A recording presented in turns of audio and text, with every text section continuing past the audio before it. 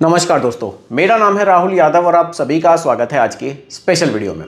दोस्तों, आज की वीडियो का टॉपिक मैंने रखा है गोल्ड, क्योंकि देखिए जैसे जैसे स्टॉक मार्केट में क्रैशेस हमें देखने को मिलते हैं तो गोल्ड के रिटर्न्स हमें बढ़ते हुए दिखाई देते हैं। इसके रिगार्डिंग लोगों ने मुझे कमेंट भी किए थे, सर अगर हम गोल्ड ETF में निवेश करना चाहें तो क्या ऑप्शंस बढ़िया हो सकते हैं। तो देखिए, निवेश का एक ऑप्शन बहुत अच्छा है, ये हमें गोल्ड, इसमें हम निवेश कर सकते हैं। लेकिन कितना हमें इसमें निवेश करना चाहिए और क्या क्या ऑप्शंस हैं हमें, अगर हमें गोल्ड में निवेश करना है तो क्या क्या ऑप्शंस हमारे सामने हैं, हम किस तरह से इनमें निवेश कर सकते हैं और सबसे बेस्ट ऑप्शन हमारे लिए कौन सा हो सकता है, कितने रिटर्न्स गोल्ड ने हमें पहले बनाकर दिए हैं, सब कुछ हम लोग आज की वीडियो में डिटेल में डिस्कस करेंगे। गोल्ड ETF के बारे में भी मैं आज की वीडियो में आप लोगों को बताऊंगा और साथ ही साथ ETF को लेकर एक सर का कमेंट भी था, उस कमेंट पर भी हम लोग आज की वीडियो में थोड़ा सा डिस्कस करने की कोशिश करेंगे।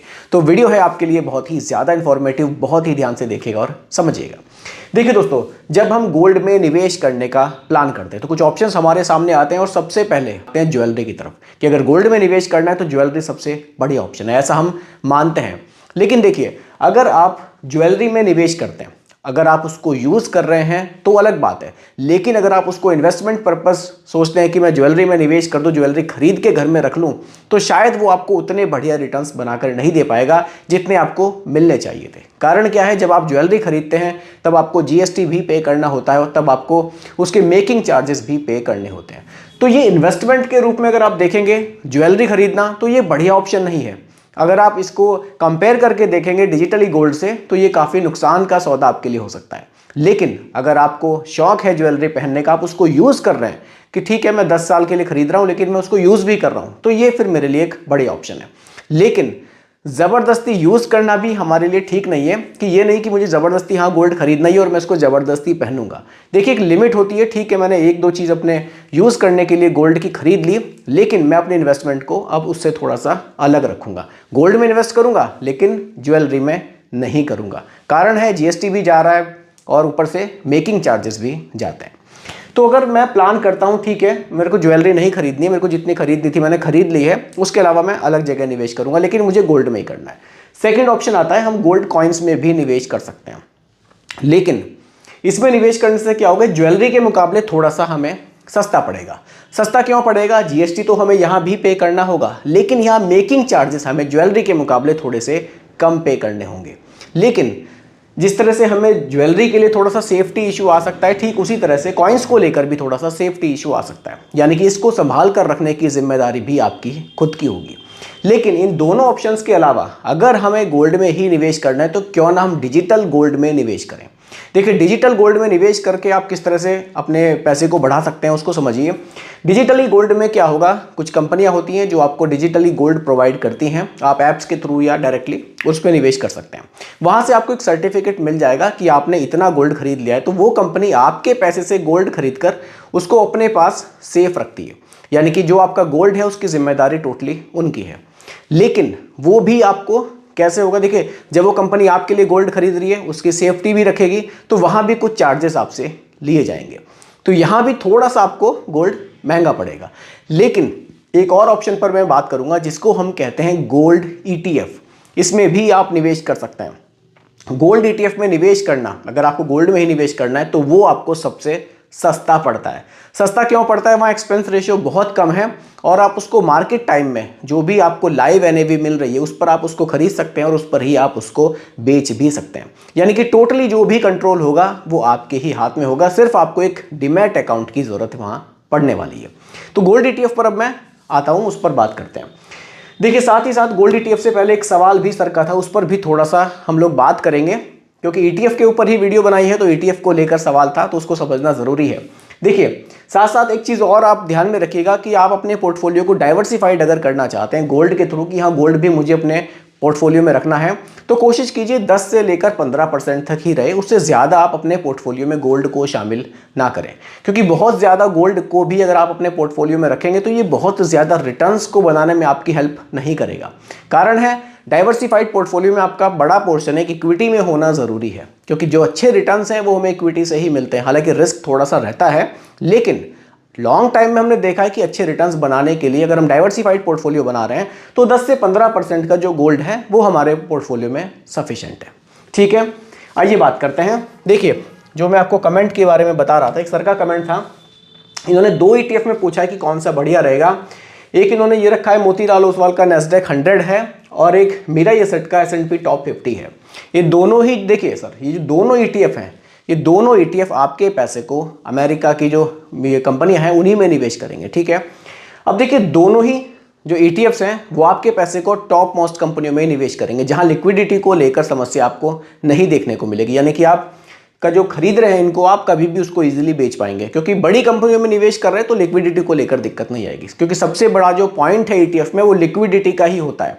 अगर आपने ऐसे ETF में पैसा निवेश कर दिया कि जब आप उसको बेच रहे हैं उसका खरीदार ही आपको नहीं मिल रहा है, तो थोड़ी सी समस्या वहाँ क्रिएट होती है। लेकिन ये दोनों ही ETF ऐसे हैं कि इनको आप इजीली जब भी आप बेचना चाहेंगे तो इसको आप बेच पाएंगे। देखिए थोड़ा सा अगर मैं बात करूँ, दोनों ही बढ़िया हैं, आप किसी में भी निवेश कर सकते हैं। अगर आपको लगता है कि आपको IT सेक्टर में ज़्यादा निवेश करना है, तब आप मोतीलाल ओसवाल को चूज़ कर सकते हैं, क्योंकि यहाँ जो आपका इन्वेस्टमेंट होगा वो IT सेक्टर में थोड़ा सा ज़्यादा होगा। अगर आपको लगता है कि आपको IT सेक्टर में ना निवेश करके बाकी और बड़ी बड़ी कंपनियों में ज़्यादा निवेश करना है, तब आप ये जो मीरा एसेट का फंड है आप इसमें निवेश कर सकते हैं। तो थोड़ा सा डिफरेंस है, बाकी दोनों ही ETF अच्छे हैं, आप किसी में भी अपने निवेश को स्टार्ट कर सकते हैं। अब बात करते हैं दोस्तों गोल्ड ETF के बारे में। चलिए, इन सर का कमेंट भी काफ़ी बार आ चुका था इस ETF के बारे में, इसलिए इसको रखना भी थोड़ा सा यहाँ ज़रूरी था। देखिए अब बात करते हैं गोल्ड ETF की। देखिए गोल्ड ETF क्या होता है? गोल्ड ETF गोल्ड में ही निवेश करने का एक तरीका है। इसको आप एक डीमैट अकाउंट से आप इसको गोल्ड को यहाँ पर खरीद सकते हैं। इसमें क्या होगा, ETF में जैसे जैसे गोल्ड के प्राइस घटेंगे या बढ़ेंगे, ये सब कुछ आपके सामने लाइव चलेगा। यानी कि जो मार्केट आवर्स का टाइम होगा उसी में आप गोल्ड खरीद सकते हैं और उसमें आप बेच सकते हैं। ये सबसे बड़ा बेनिफिट हमें गोल्ड ETF का देखने को मिलता है। सबसे बड़ी बात है कि यहाँ पर ये भी आती है कि इसमें सेफ्टी का कोई इशू आपको नहीं आएगा। यानी कि अगर आप गोल्ड खरीद कर उसको रख रहे हैं तो उसकी सेफ्टी की जिम्मेदारी आपकी है, जबकि यहाँ तो आपको सिर्फ यूनिट्स मिल रही हैं, तो यूनिट्स ही आपके पास रहेंगे और जब आप उसको बेचेंगे तो यूनिट्स ही आप सेल करेंगे। इसलिए गोल्ड ETF निवेश का एक अच्छा ऑप्शन है। साथ ही साथ एक्सपेंस रेशियो यहाँ कम है, यानी कि जो आपको यहाँ कोई GST पे नहीं करनी, आपको यहाँ कोई मेकिंग चार्जेस पे नहीं करने होते। अगर आपको सिर्फ इन्वेस्टमेंट के लिए ही चाहिए गोल्ड, तो गोल्ड ETF एक बढ़िया ऑप्शन निकल कर आता है। इसमें किसको निवेश करना चाहिए, ये सवाल वैसे आपको काफ़ी हद तक अब तक क्लियर हो चुका होगा। देखिए जो अपने पोर्टफोलियो को थोड़ा सा डाइवर्सिफाइड करना चाहते हैं, थोड़ा लॉन्ग टाइम के लिए निवेश करना चाहते हैं, गोल्ड में ही निवेश करना है, तो एक गोल्ड ETF में निवेश आप इसमें कर सकते हैं, ठीक है। देखिए गोल्ड ETF में निवेश के बेनिफिट्स क्या हैं। फिजिकली गोल्ड खरीदते समय सोने की प्योरिटी की समस्या आ सकती है, स्टोरेज की सेफ्टी, ये सब इस पर मैं चर्चा कर चुका हूँ, काफ़ी सारे पॉइंट्स है वैसे ये। तो ये सब समस्याएं आती हैं, जबकि आप जो डिजिटली खरीद रहे हैं यानी कि ETF के थ्रू आप खरीद रहे हैं, तो यहाँ इस तरह की कोई समस्या आपको नहीं आएगी। और साथ ही साथ देखिए अगर आप गोल्ड में जो निवेश कर रहे हैं, यहाँ लिक्विडिटी को लेकर भी हमने देखा है कि कोई समस्या नहीं आती है। जब भी आप गोल्ड ETF को सेल करना चाहेंगे उसको आप इजिली बेच भी सकते हैं। चलिए देखिए एक यहाँ ETF में आपके लिए लेकर आया हूँ SBI गोल्ड ETF एग्जाम्पल के लिए, ताकि आप इसको समझ पाएं कि कैसे इसके रिटर्न्स हैं, कितने यहाँ चार्जेस हमसे लिए जा रहे हैं।